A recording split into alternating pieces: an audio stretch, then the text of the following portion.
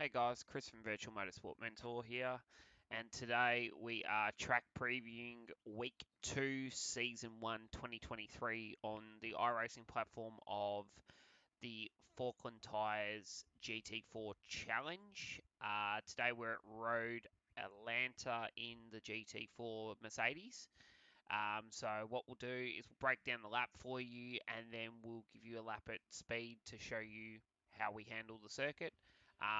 Hope these have been helpful to everybody that's been viewing them.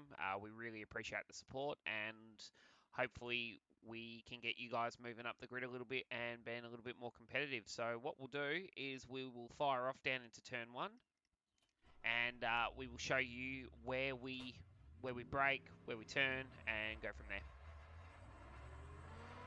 Alright, so as you're coming down into turn one, you want to be as far to the left-hand side as possible.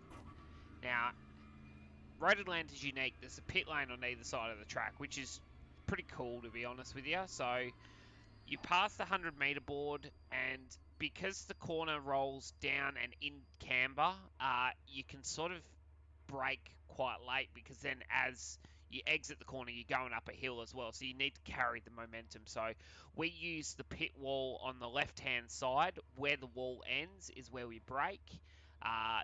Nice big braking application, and then bleed that pedal quite quickly, start trailing the brake through to the corner. Now the line's a bit unique because you kind of want to attack the corner early, so you kind of want to sort of be coming in at an angle sort of in line with the sign straight ahead. And then once you can sort of spot that apex just in the distance, then you want to make sure that that car is rotating towards there. So once you get to that apex, you sort of trail the brake the whole way to the apex, and then you're on the throttle as soon as you clip that apex, so you can carry the momentum up the hill. So get to the apex, let the car run. I don't run it right to the curb all the time. I sort of like to be 3/4 of the way across, because all you're doing is you're sacrificing a little bit of entry to make sure that when you set up for the next turn at the top of the hill that's blind, you're not moving the car across to move it back again, because the car wriggles around under full throttle up here. So as you're coming up the hill, aim for the V's in the tree again. That V in the tree is a perfect way to spot your sort of the angle that you're coming in at the corner. I use the start of the curb here as the brake marker. So as I come up, I use 2 tyres on the curb, brake at the start of the curb, and then as you pitch into the car, soon as, like, if you're in line with the V, you'll be able to spot your apex really easy, and then you can just turn the car at the apex. I use a lot of curb here. You can put half the car over the curb, so it carries the speed across. And then as you're coming down the hill, this one's a bit unique, so you want to be as close to the curb on the left hand side as possible, and just sort of carry the speed around the corner. Don't over accelerate, so you will lift at some point during the corner. Depending on how you exit out of the little kink at the top of the hill goes, will depend on how much of a lift you need. You want to stay to the left hand side as you're coming down the hill, but because this is where you're going to maximize the most time through these little S flip-flop sections. So at the end of the curb here, you can start turning the car at the corner. I tap the brake slightly to get the nose to rotate into the corner, and then I carry the speed through. So up to 4th gear through here. You could make it to 5th, but I find just holding 4th is better for when you get down to the braking zone. Clip this curb, sort of, you want to straight line the car as much as possible.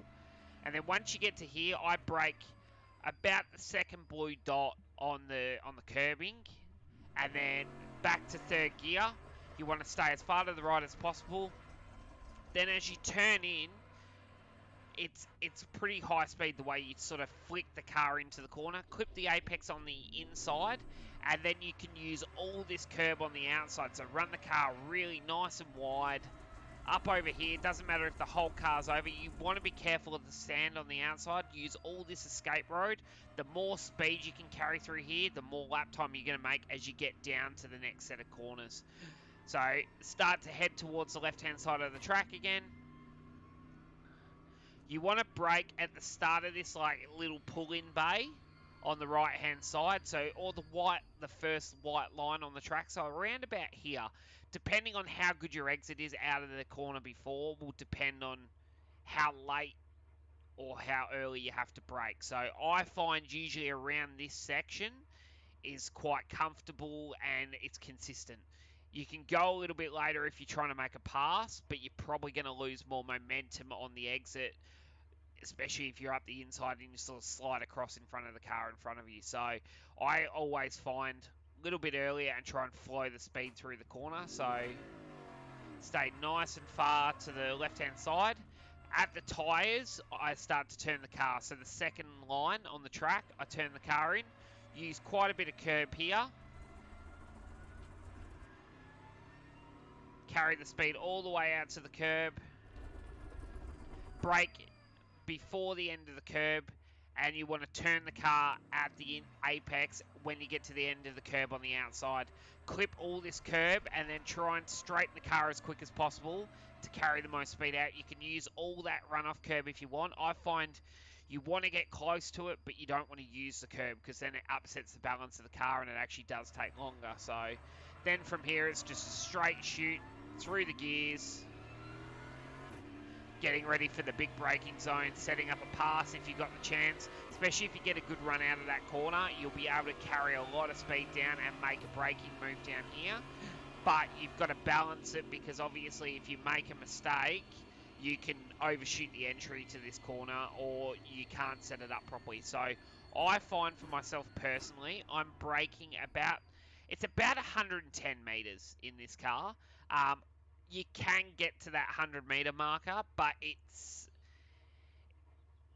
sacrificing your exit speed. You know what I mean? Like you can make time on the entry, but then you're going to lose it on the exit, or you can lose a little bit of time on the entry and then gain time on the exit. So it's just sort of setting up how you prefer to drive. Personally, I like momentum through corners. I like to have a good exit because that's when you can set up more passes. So about the 110 meter mark roughly for myself personally. And then as I come down, you're in top gear, back to third gear. You want to turn the car at the end of the curb, and you want to use as much of the curb as possible, but you want to stay as far to the left-hand side as possible as well. So you want to sort of be over here, and then that way you can open up the next section of the corner. So then when we come across, you'll be able to clip this apex right at the end, square the car up, and run it up the hill. Now, as you get to the signs at the top of the hill, the bridge. Now, this one's, on paper, it's pretty easy, but at the same time, it is easy to make a mistake. Like, you can run a tyre off going down the hill if you're not focusing, or if you're in a heat of a battle and somebody's in front of you, your vision's slightly compromised. So, I like to use the little white, like, line here as my sort of initial apex, and I kind of take it like a double apex style of corner. So I get as close to the white line as possible, then I run the car really wide, right out to the curb at the end of the curb. So as I come down the hill, and then once I get there, I start to turn the car back at the corner, and I get right to the end. I clip the curb right at the end of the corner, and then run it right out to the curb on the outside. So that's pretty much how we attack the lap. So what we'll do is we'll warm the tyres up and we'll give you a lap at speed.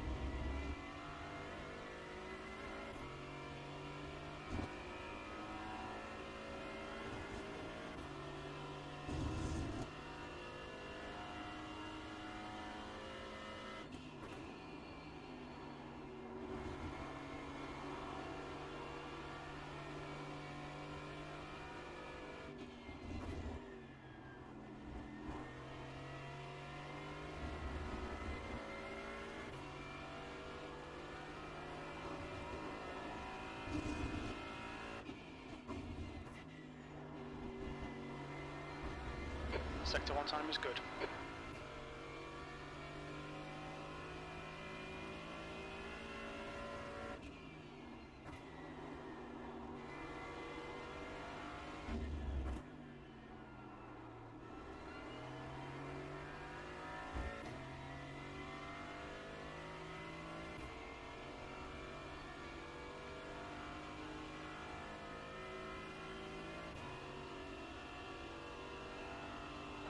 Sector 2 is 0.2 off your best.